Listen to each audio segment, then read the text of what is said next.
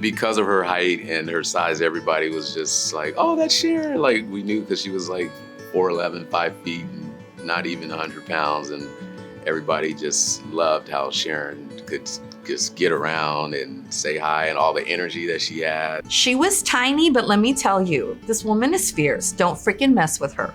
You know, if I took anybody to a fight, I'd probably take her.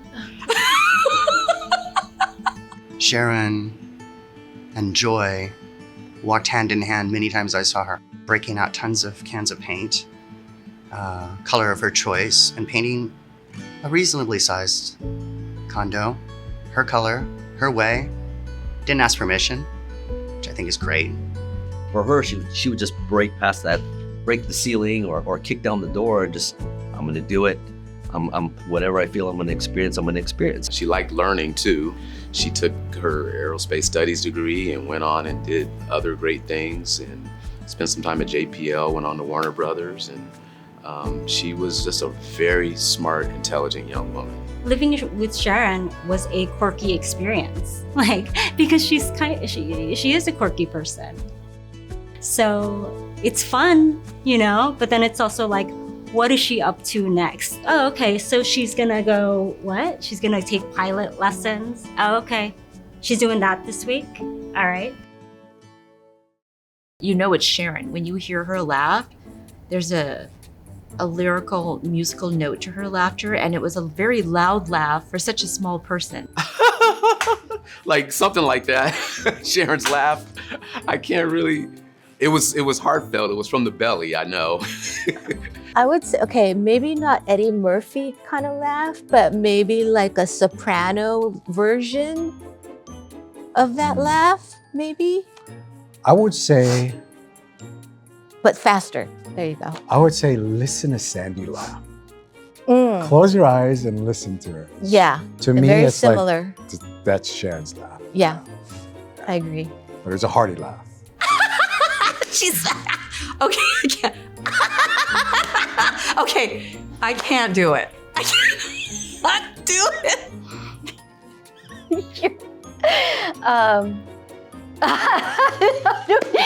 No, I can't. Nobody can imitate it.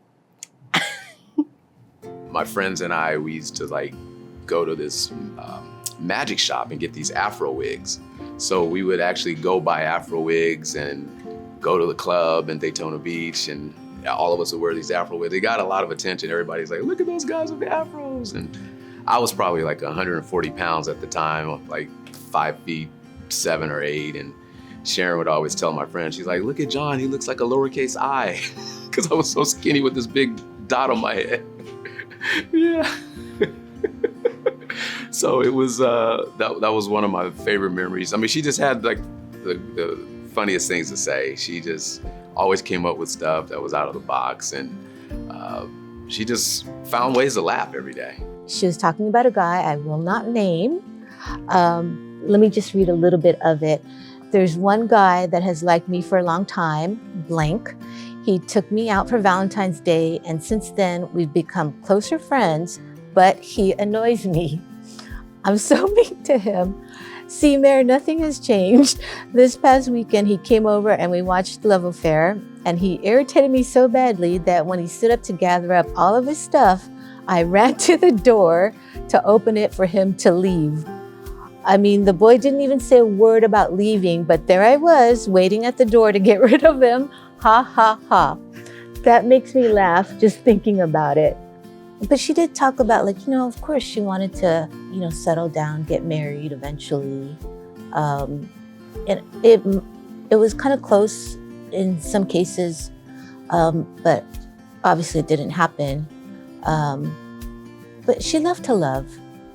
I think another time when we went out to dinner and we were driving home, I just remember I was tired and she said, go ahead and fall asleep if you want to, it's okay. She was driving, and I just remember we were driving in her car, and I just remember the Foo Fighters, and it was Everlong that was playing, and that's like, whenever I hear that song, it reminds me of her. She was always looking out for her friends and family, always making sure they were good before she was good. So, yeah. people that she loved, she really valued them. So I'll tell you a story. She once told me, like, you know what? I'm gonna make sure now that if somebody really says something to me or makes me feel a certain way, I'm gonna tell them right then and there how I feel. Right. Everything that she does, like, she's thoughtful to her friends. She thinks about her friends. You could tell that she's thought about, like, you. She was the one friend that I always knew I could talk to without judgment. And she would just listen. And I, as much as I love all of my friends, it was a very special and unique friendship. She met my son, Isaac, and she didn't have kids of her own, but she was like the perfect auntie. And one time he said, "I'm so glad I got to meet her." And I said, "Me too."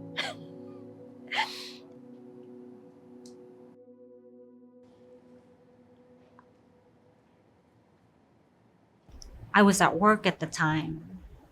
And so I called my mom. No one's heard from Sharon. Her work said she hasn't been in. And we need to call the police. And that's how it started. I think it was my mom that called me and said, turn on the news. And she's like, I'm looking at Sharon on the TV. And it looks like she's missing. So I immediately went to turn the TV on and saw Sharon's picture. And it just didn't seem real. So the first thing I did, I picked up my phone and I called her cell phone. And of course, it just went to voicemail. I had moved from that condo. I sold it and bought a little place on the same street, a mile north, and kept up and in touch with the former neighbors. I mean, it was a small building. We only had 10 units. And she said, what, everybody doesn't want to hear is you want to turn on the television. I went into complete denial because it cannot be possible that Sharon was gone. We're supposed to grow old together. We've gone through so much in life, but there was still so much to do. Where was this person that I could not do life without? I could not do life without her. I started calling anybody that knew her. And then nobody knew. We started to, because she was at Warner, look for resources. And how can we get the word out? And that was the one thing, was who can help? I knew in my heart she did not willingly leave. And I just couldn't accept the fact that she could be gone.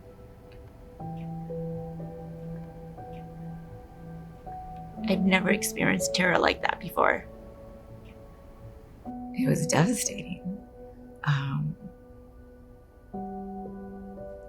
Just not knowing where she was or what happened to her.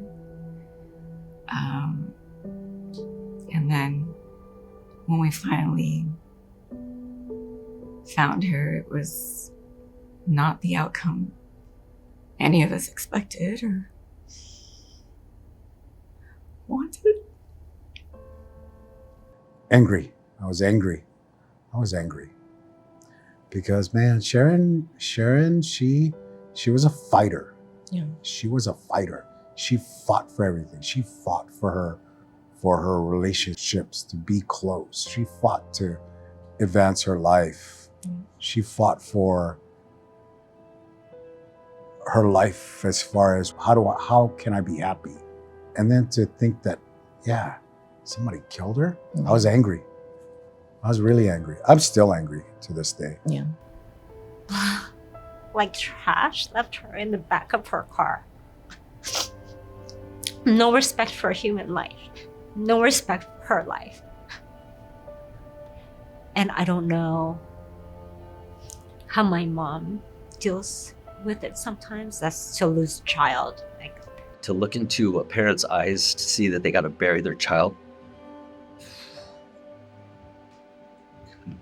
especially when you have your own, that feeling just it resonates, and you're just like, oh, wow, that's deep. Still makes me sad, especially knowing that the person that we feel did it is now running around free. It's unfair.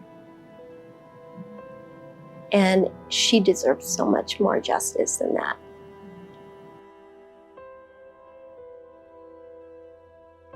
Everybody, I just loved her. Everybody loved her. There was never a thought in my mind that Sharon would be gone, just snatched away like that. Never would that have ever crossed my mind. It still sounds completely unbelievable, even 20 years later. It was senseless and just completely, utterly, downright wrong what happened to her. And it affected all of us severely. And I don't think there's ever gonna be a day where we're just like moving on from it, because it was so tragic. She was so young, so beautiful, so fun. There's no way that we can ever just lay down and think it's okay. We have to make sure that justice is brought somehow, some way. I think Sharon always held by the notion that there is a silver lining. And if she can teach us anything about her life, even though it was cut short, it's that, don't let anything stop you. There is a silver to this life. There is that touch of magic to it.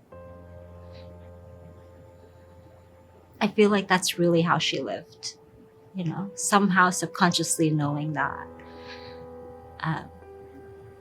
That makes her life here no less brilliant, as short as it was.